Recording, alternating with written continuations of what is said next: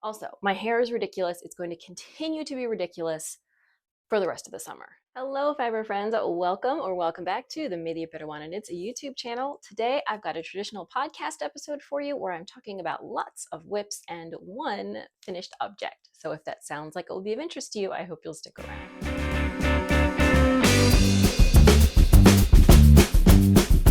Hello, friends. Welcome back to the channel. Today, we are doing a traditional podcast episode because I have lots of whips to share with you.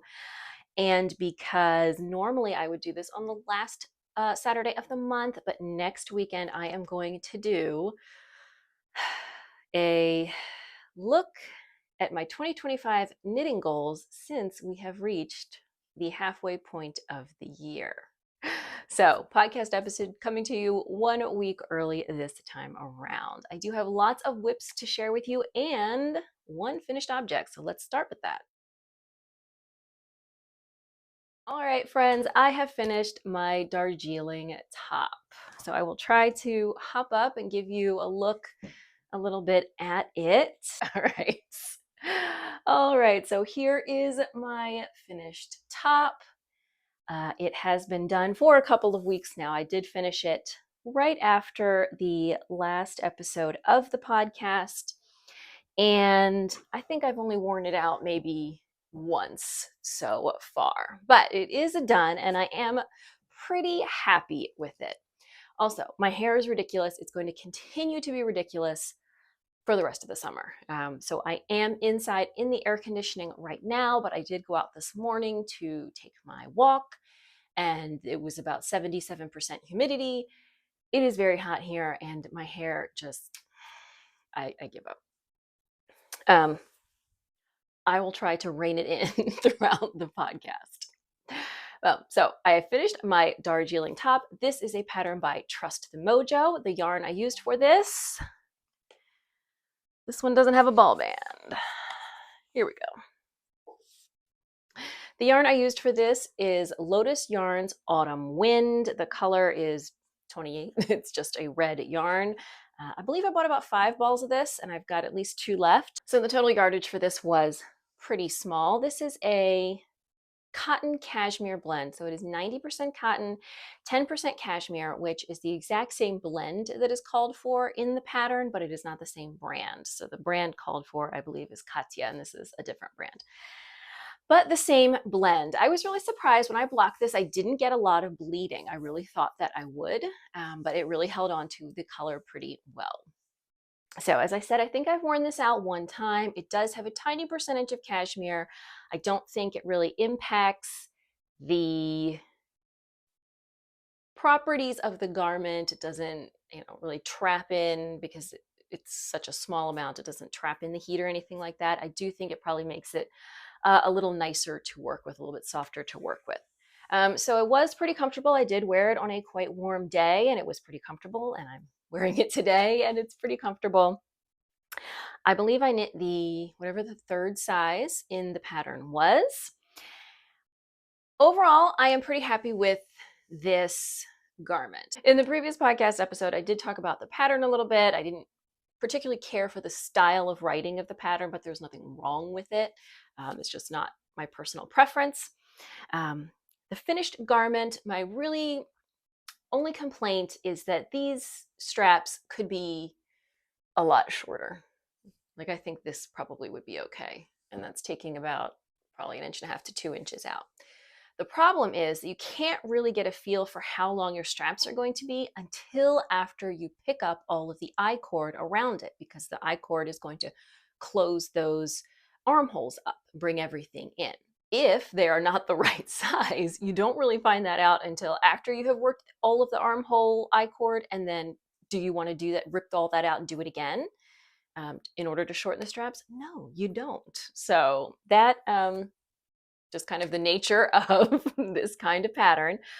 One thing I might do, I might go ahead with my sewing machine and maybe sew together, and then on the inside, obviously not on the outside, and then cut through and do like an overlock over the edges so it doesn't unravel. to shorten it, which is not ideal, but definitely better than ripping out all the I-cord. So you can see um, these are pretty long. So like my bra band is right there. And if it starts to, you know, sag a little bit, um, you're going to be able to see that. So, and the problem really is also that although the I-cord will help pull it together, it is a cotton yarn, so it is probably going to stretch out lengthwise over time. But for now, it's fine. So we'll see. I may eventually do that surgery on it. Another little bit of surgery I did, I really wanted to use these buttons. So I purchased these, there we go, for a sewing project. And they're just a nice little pearl button, but they're not very effective as an actual closure. So they were not going to hold the front together. So I just sewed the front together. I do like that, you know, it overlaps, so it's not like knitting it in one piece and then sewing fake buttons on. So it still overlaps and still looks like a button front, but there's no situation in which I am not going to have it buttoned. So it wasn't really necessary to leave it that way. So I just went ahead with my sewing machine and sewed the front closed.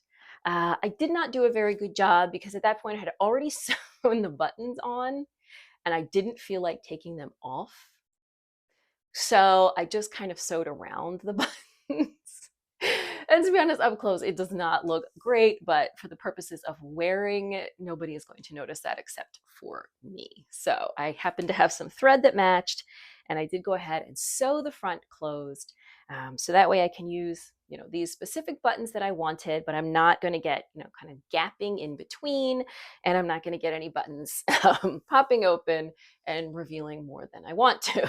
So I did do that little bit of surgery on this, and I think it worked out well. It would have been better to sew it closed before sewing the buttons on. So if you wanted to go for that, I would definitely recommend that. I just put a zipper foot on the sewing machine so that I could kind of move around the buttons, but it did not work 100% perfectly. So there's a little, the seam is not super straight, but again, the only person who's going to see that is me. In terms of wearing it, I think it's not noticeable to anybody else. So actual finished object. So this project actually went really quickly, at least especially for me. So I tend to let projects languish, I lose interest. But this one I started and finished in about a month. As I said, the yarn was fine to work with. It was not super rough for a cotton. I've only worn it once, so I don't know how well it's going to stand up. There were a lot of comments on the yarn page about it pilling. That makes sense. The cashmere is probably ultimately kind of going to fall out with wear. But if you do your gleaner or whatever, sweater shaver, etc., to remove the pills, what you should be left with is a nice cotton, and it did really hold the color of the dye very well. So overall, I think this project is a win. Again, maybe needs a little bit of strap surgery, but other than that, I can see myself wearing this a lot throughout the summer. It really is very comfortable. So that is my one and only finished object, but I have lots of works in progress to show you. So let's go ahead and take a peek at some of them. What order am I going to do these in? All right. We'll start with this one since it's on the top. This is a test knit that I am doing for Megan Babin. It's in the middle of a row because I'm working on short rows, so there's unfortunately not much I can do about that. So let's try to get it to straighten out a little bit so you can see this really nice, lots and lots of cables. This is the test knit for her tea time pullover. This is the back, and I am just about done, so I'm working the short rows to shape the shoulders, and then everything will be bound off. And the yarn I am using for this is Sauna. This is a yarn from Wool Dreamers. Let's get a ball that actually has some information. So this is a 50% wool and 50% cotton. The yarn used in her sample was, I believe, Durum Natura Candide, which is also a wool cotton blend, but a little heavier on the wool. So I wanted something lighter on the wool, heavier on the cotton, so it could possibly be a early fall garment. So the color is Sarah Chef, and as you can see, it is just sort of a warm, neutral. Again, that is not a face. A kind of warm, neutral, light brown. I really wanted a nice neutral color for this sweater so that I'll be able to pair it with lots of things when the fall-ish weather comes. So this yarn it calls for, let's see, a US 0 to 4. So it's somewhere in the fingering sport weight range. It's not super sturdy. It is also pretty splitty. So I am having to go a little bit slow, especially when working the cable crosses, to make sure that I'm getting both plies. It's a 2-ply yarn, to make sure I'm getting both plies when I am crossing cables, which is fine. It's not the end of the world. It just takes a little bit of extra care, and it's already a relatively thin yarn, so I don't want to miss one of the plies and then end up with something that's super fragile. Although working the cable, since there's a lot of cables, they're really holding that fabric together a bit more, but still. It is very soft to work with. It is not itchy at all. It just says 50% wool, so it doesn't really say what kind, but I believe that Wool Dreamers has a specific kind of wool they use, and it's just, I'm sure if you go to their website, you can find more about it. They just don't have all of that information right here on the ball band, although they do have a QR code, and you could probably scan that to find out more information about this particular blend. But it is lovely, and it is very reasonably priced. It's a 50-gram ball, and I want to say it was $8 or $9. The cables on this are just, I know it's annoying with this, but the nature of short rows here. The cables on this are just beautiful. And the nice thing is that all of this is very easy to memorize. So the only thing I'm really checking is the cable for the center panel. Everything else I can work from memory, easy peasy. And it really is, it's just beautiful. It's got some nice drape. So this project is a seamed pullover. There are a lot of good reasons you might want to seam your sweaters. Convenience is not one of them. It is obviously much easier to work a seamless sweater. It is certainly much easier to work cables in the round.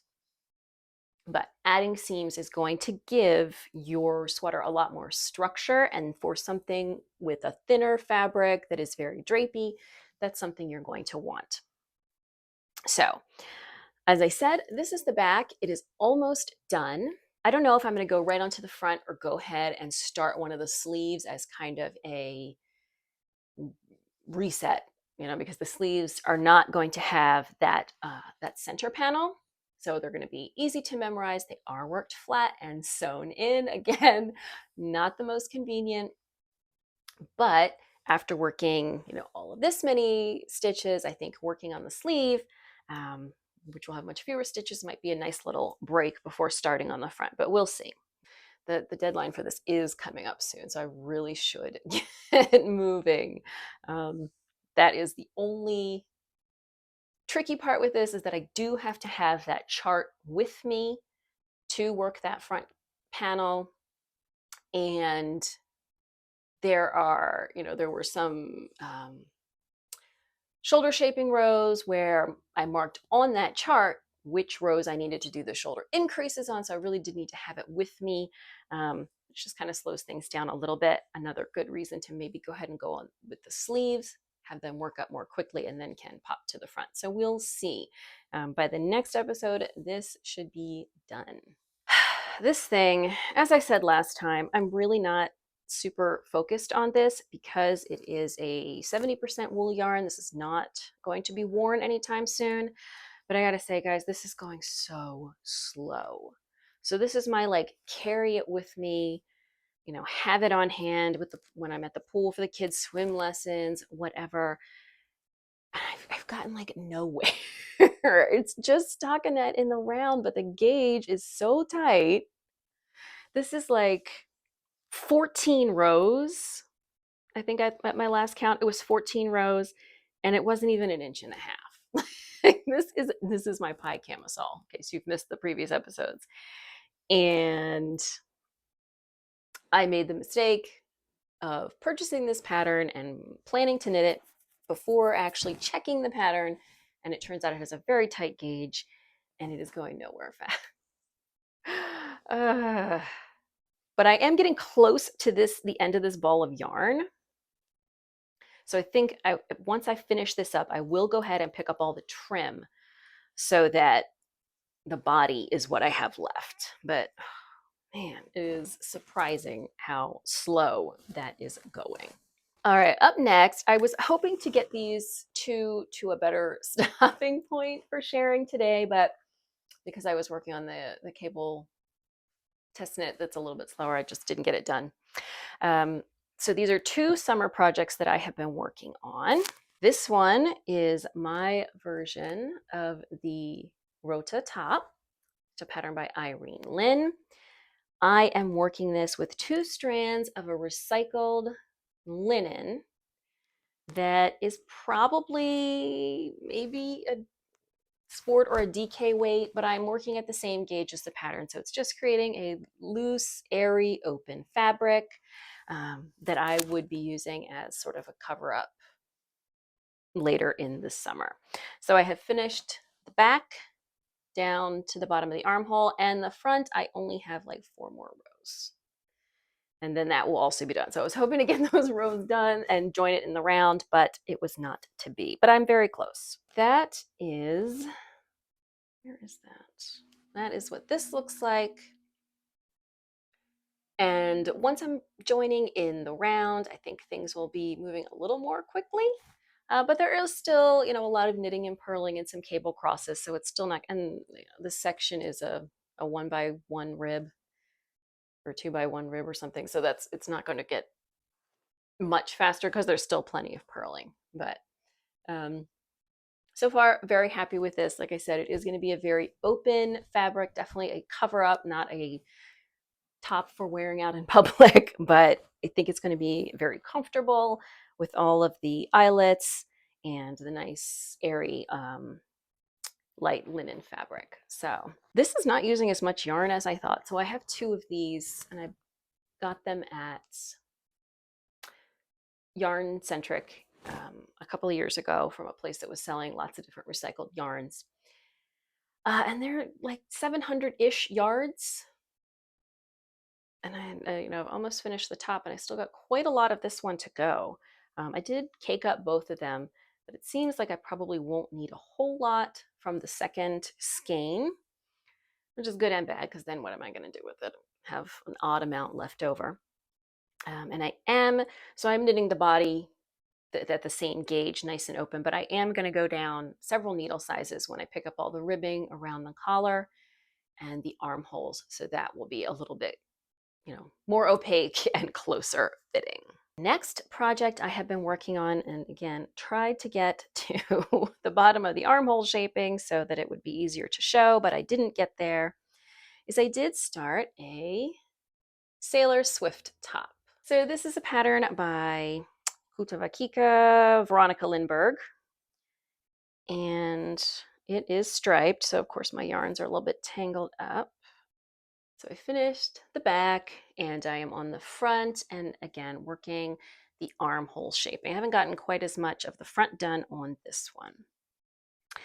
And we are striping. So is what this looks like. I do really like this stripe combo. So I am using Knitting for Olive Pure Silk. I don't know if these colorways have names, but as you can see, it's a dark pink and a light pink, almost white, and looking pretty cute, I think. So in the last episode of the podcast, I was talking about wanting to find a project for this yarn, and I had mentioned I was looking at the Sailor Swift, but it was another project where the recommended needle size was like a US 2. But Veronica Lindbergh must be a very loose knitter because I had to go up to a US 4 to get gauge. And that means once I start working in the round, I'm going to go up to a US 5.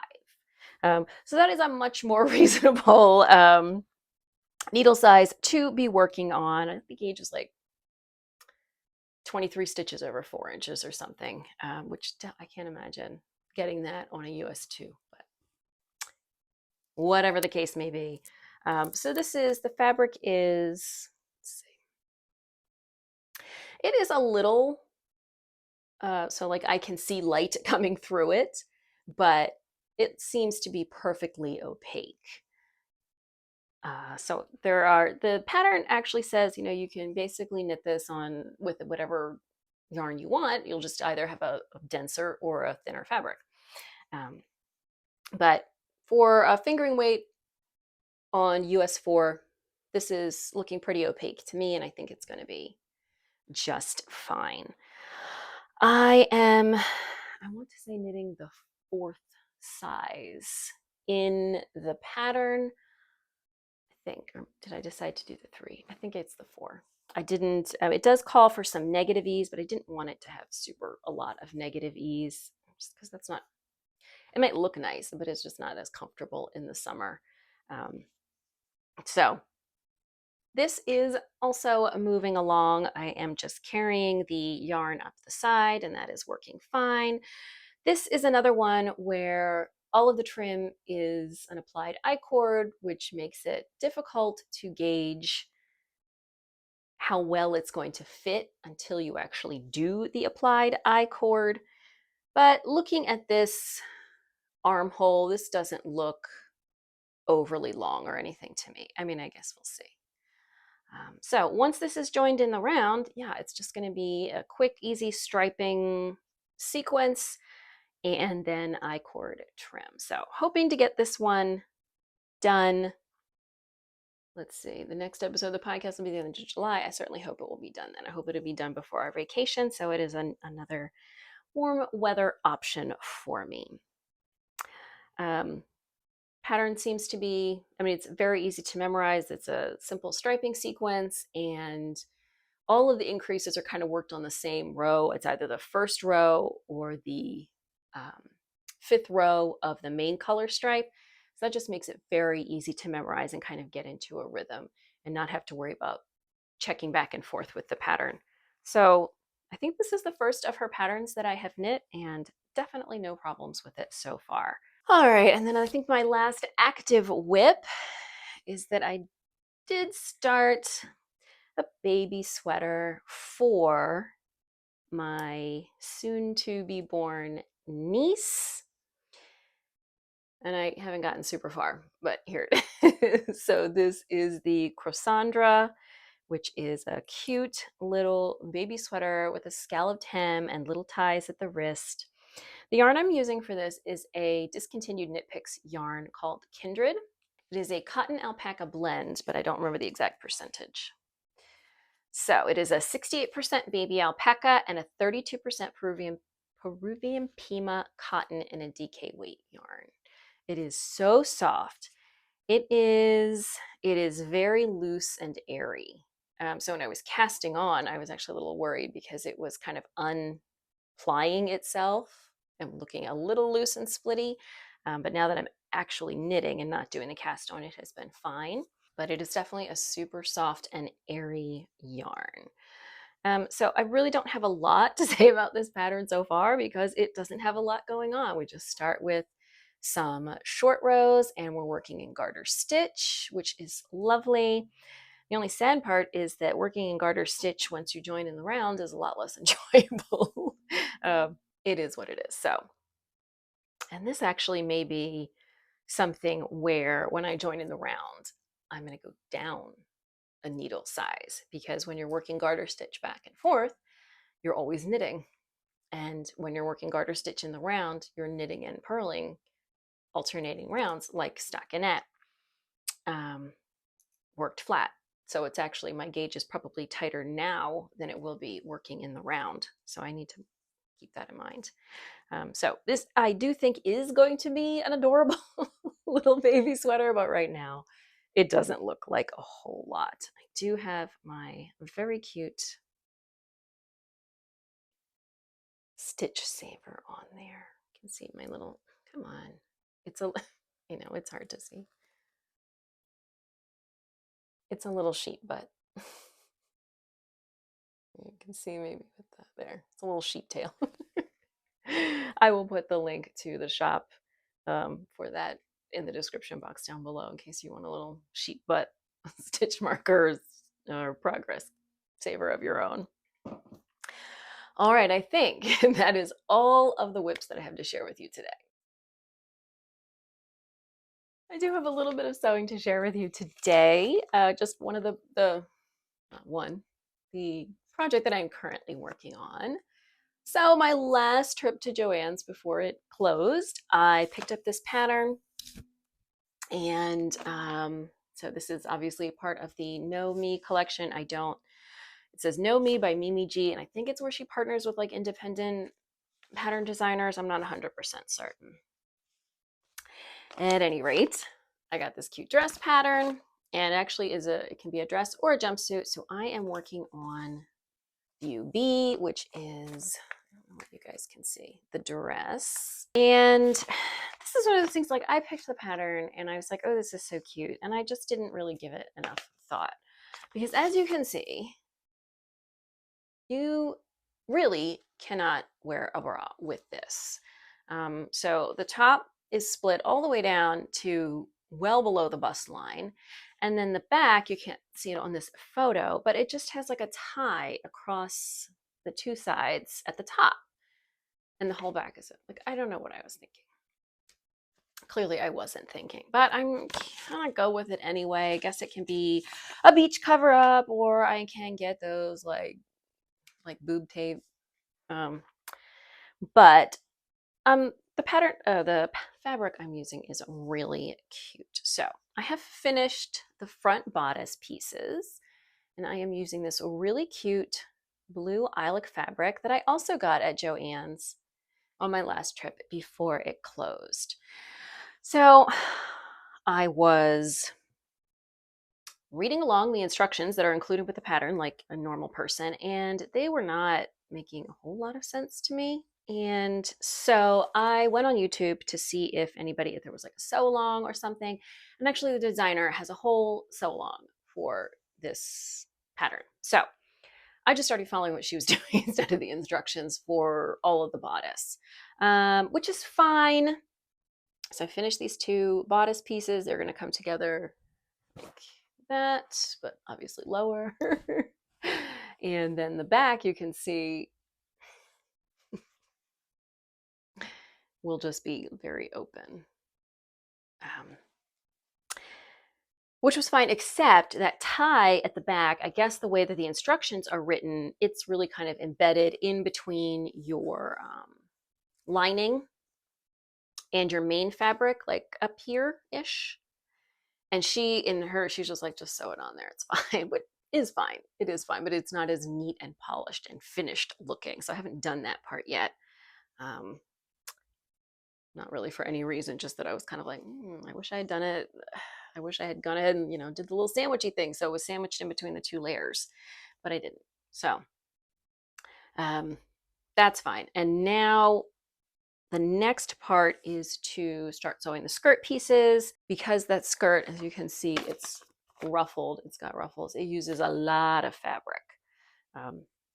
So I was originally hoping to self-line it, but I just did not have enough fabric. So I had bought, I think I showed you guys earlier, this just a plain white, it's a cotton poplin, to make a nice white button-down shirt.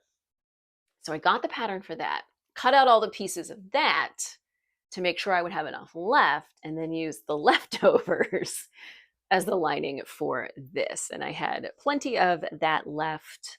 And then I guess maybe the next thing, I know a lot of people will like cut out lots of different patterns and then sew them, but I really haven't. I've always just cut and then sew, because I'm afraid that I'm gonna like lose pieces or lose, forget what pieces are what. And I know I could mark them, but I don't always do that. or the cats are going to get into stuff and they're going to wander off with a pattern piece and I'm not going to realize it's missing. So in general, I haven't done that, but now I do have this whole white button down shirt cut out that I would probably do next, just so that I don't forget anything about it. But it was nice that I was able to use that. It's a nice cotton poplin. I've used it before from Core Fabrics. Nice to be able to use that for the lining for this. So ideally, I guess, a bluer fabric, but it is what it is. So my bodice pieces are done. And then the next part is, as I said, the skirt pieces and putting the pockets in. It does have pockets, so that's nice. I haven't really looked at it. I know from sewing the, I want to say Otis overalls, which is a pattern by Sew Liberated, that she has a really nice French seam pocket that is anchored into the waistline. I haven't looked at these pockets, but if they're not anchored into the waistline, I might go ahead and copy the Otis overalls pattern technique for that, because if the pockets aren't anchored anywhere, especially these days when mostly we use our pockets for holding our phones, which are pretty heavy, it just starts pulling on the fabric, and having them anchored into the waistband just makes things much sturdier. So again, I don't know how the heck I'm going to wear this thing because you can't wear a bra with it, and not of an age where I go braless, but maybe it will be a summery vacation dress. We're not going to the beach this year. We're going to Williamsburg, but still, I'm sure I'll be wearing, we rented a house with a pool, so I'm sure I'll still be wearing a bathing suit and it'll be nice and comfy. So that is the big sewing project that I am currently working on. All right, so I obviously have plenty of whips going and are probably going to get me through the rest of the summer. As I had said earlier this year, I put all of my fall winter sweater projects on hold when the weather turned warm, and I am planning to pick those back up after we get back from our summer vacation, which is in the middle of July. So I will start working on those again then, so they'll be ready for the fall. And I haven't really decided any other, like, I'd like to maybe do some in between seasons projects, but I really haven't put much thought into that yet because I just already have, how many was that? 4 whips going as it is. But I am planning another crochet project, so I'm going to show you the yarn for that. So this is the yarn that I got for my Magnolia tote bag. This is a pattern by Jessica Reeves Potas, and it is done with granny squares. So granny squares are really the crochet thing that interests me most.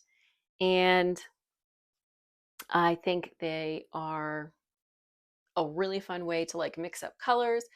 Weaving in the ends is horrible, but what are you gonna do? So a while back, I got this yarn from Knit Picks. This is their comfy yarn.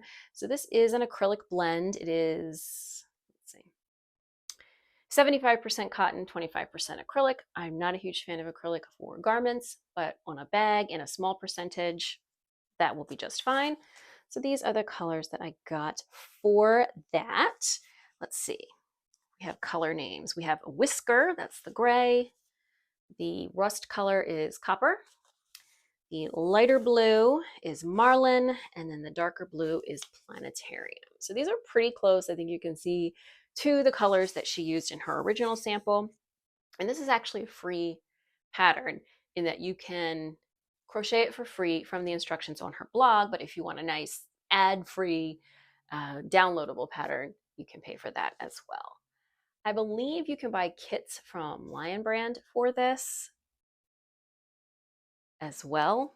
I didn't really look into that much.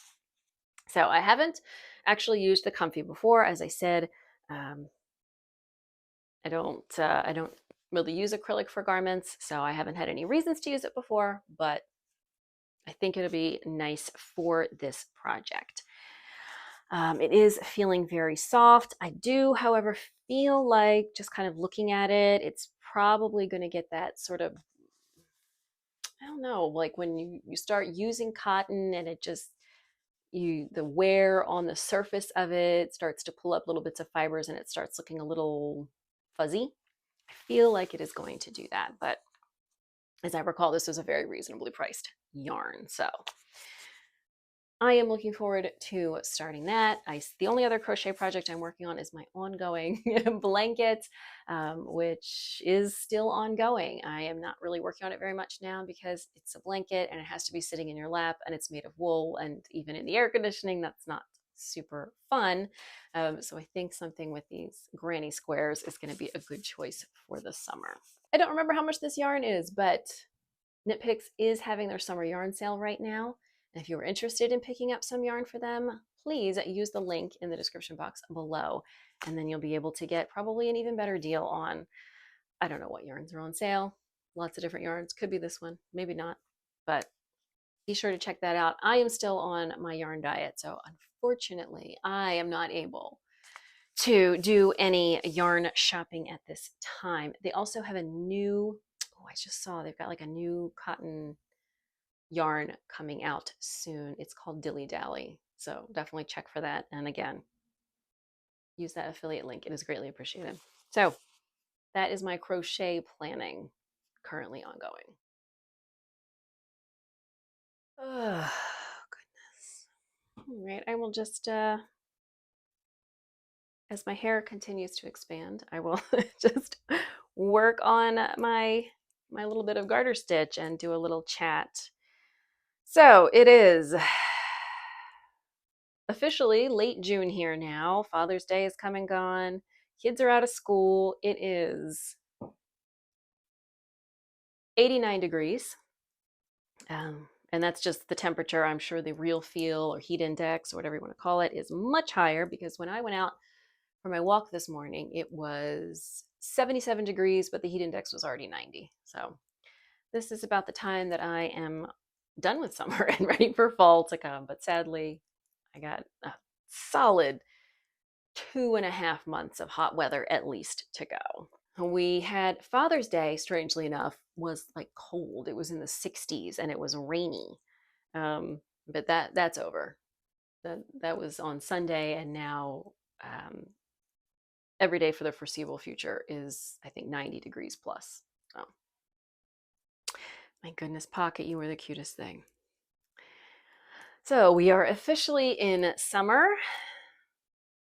We don't go on vacation for another month, so we'll be mostly just hanging around here. The kids have swim lessons, and we discovered that Maryland has something called the Ice Cream Trail, which is the Department of Natural Resources has put together a series of hiking trails that are near creameries.